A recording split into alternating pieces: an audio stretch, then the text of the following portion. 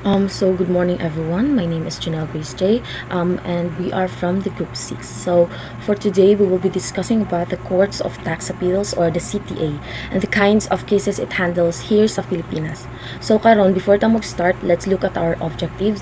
So by the end of this lesson, learners should be able to define what is Court of Tax Appeals or the CTA, understand its historical background and legal mandate, explain its jurisdiction over criminal offenses, explain its jurisdiction over tax collection cases, identify its exclusive appellate jurisdiction, and understand the key principles of the CTA.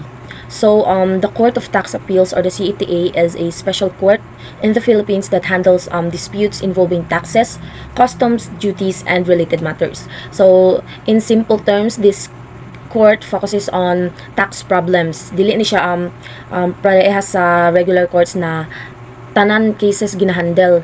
So, naa siya duha ka main types of cases which are the criminal cases. Kung naay violation sa tax or custom laws, example, tax evasion or fraud.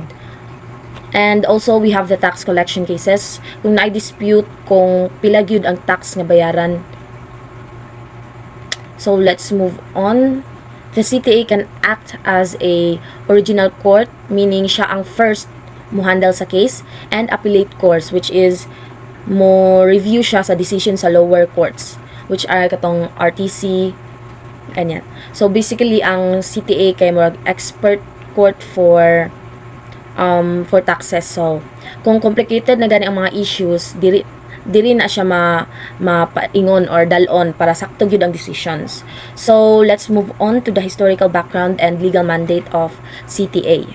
So na-establish ni siya on June 16, 1954 under Republic Act number 1125.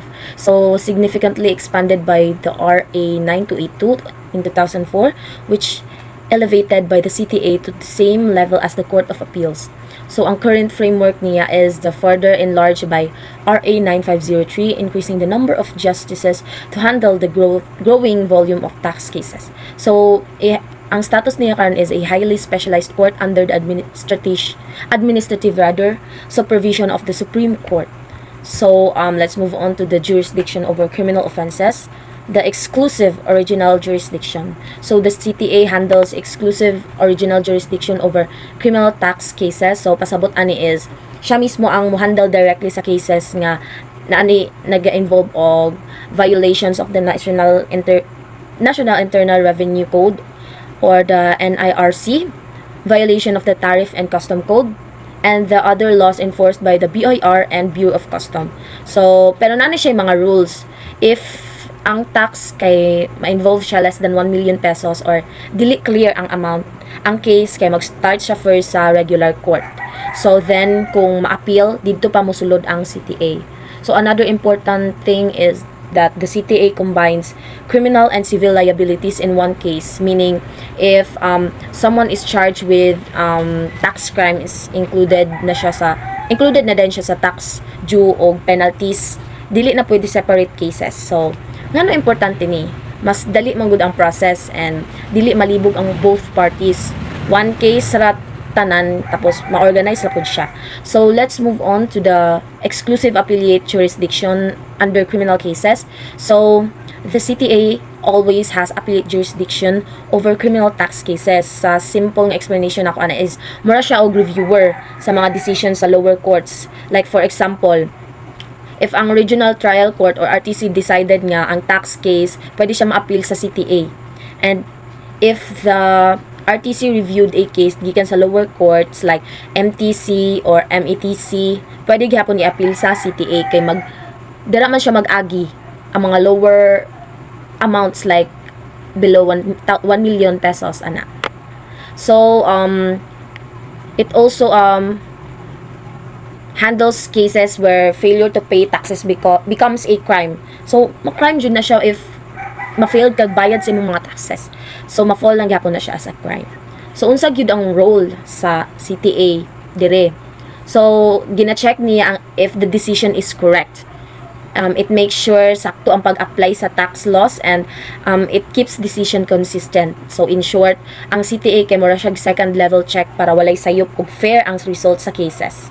So here's the question, naman dyan mag-ask, why mag-una sa RTC before sa CTA? So ang CTA manggod is the highest ranking siya before sa RTC. So ang RTC, ang ginahandle niya is ang lower prices or lower taxes rather, lower taxes than 1 million pesos. And ang CTA is, ang ginahandle niya is above 1 million pesos. Kaya ang CTA manggod is dagko na mga taxes ang ilang ginagunitan. So that's it. Let's move. Good morning everyone, my name is Patrick B. Tusan. This is my report this morning about of the jurisdictions over the tax collections cases. Exclusive original jurisdictions. Now let us talk about the tax collections cases. The CTA has the exclusive original jurisdictions over cases that involve final and executory assessments for tax, fees, charge, penalties. But again, if the amount of claim is less than price 100,000, then these cases are handled by the lower courts like municipal trial courts, metropolitan trial courts, regional trial courts. Basically, the CTA handles the big cases and smaller cases start in the regular courts. Thank you. Proceed to the next reporter. So let's proceed to the exclusive appellate jurisdiction over tax collection cases. So the CTA also reviews tax collection cases from the lower courts. So this is called the appellate jurisdiction. So if a regional trial court or RTC makes a decision in an original tax case, the CTA can review it on appeal. And if the RTC reviewed a case from a municipal or metropolitan trial court, the CTA can also hear an appeal from that review. So moagi siya sa moagi siya diba sa municipal and metropolitan trial court. Dira lagi hapon ma-end up ang say or ang final say sa CTA, kay ang CTA man ang nag-review sa all. So this ensures that even appeals are handled consistently and taxpayers and the government have a specialized court that understand tax deeply. So good day everyone, I'm Randy Jr. Matas. So today we're talking about the Court of Tax Appeals. So here's the key principles. So first, exclusive jurisdiction. This means that only the Court of Tax Appeal has the power to hear certain tax cases. So in simple terms, if the law says a case belongs to the CTA and no other court can handle it. So example, if large tax invention case more than 1 million pesos, somatic CTA CTA na mag-handle ana. So and then take note, CTA ang Court of Tax Appeal is nasa dalawa ka difference, which is CTA division and CTA en banc.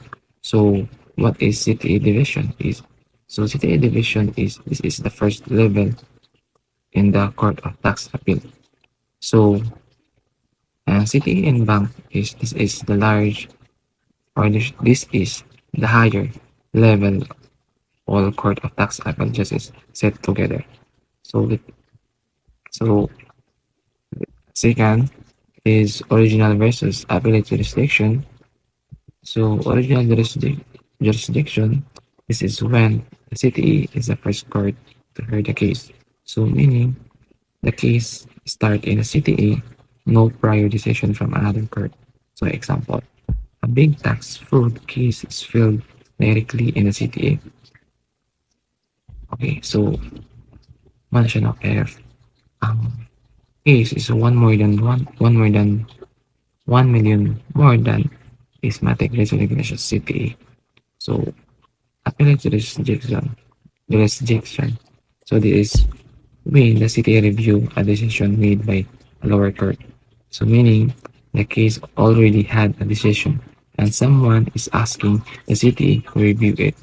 So example, a tax case decided by the regional trial court is appealed to the CTA. So kuha And number 3 is threshold rule. So this rule determines which court will handle the case first. So if the amount involved is more than 1 million pesos, so case goes directly to Court of Tax Appeal. So if less than 1 million pesos, so case goes to the regular court first, which is the MTC, RTC, then the city only on appeal. Oh, and then the 4 is no separate civil action.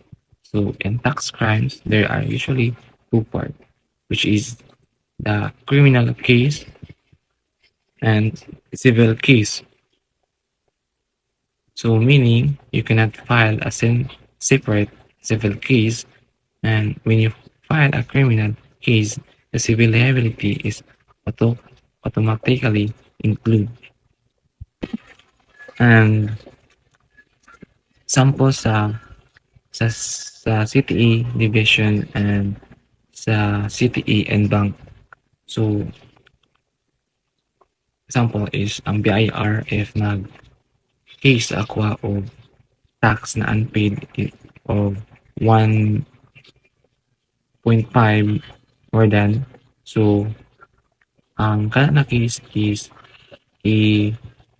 ilabay na siya sa division. So ang decision sa division is pildi ko, like napildi ko. So if ako is dili ko satisfied sa decision sa division, so which is may tabuan na, which is mag-file ko. So dili niya siya sa division i-file. So matik sa in-bank ko na siya i-file. So ang in-bank na ang mag-final decisions sa imo. So that's all. Thank you.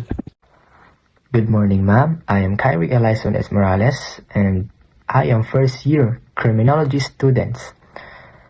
So now I'm going to report our topic, which is the Court of Tax Appeals, or CTA.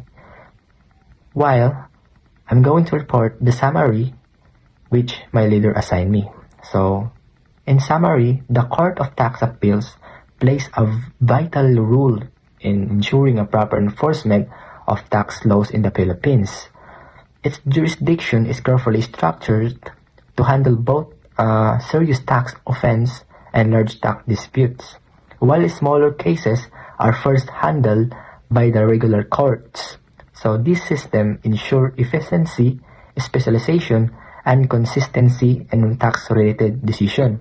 So in conclusion, the Court of Tax Appeals plays a very critical role in enforcing tax laws in the Philippines because its jurisdiction is structured to handle serious tax offense and large tax disputes. So while the smaller cases are first handled by regular courts, then can be appealed in the CTA if needed.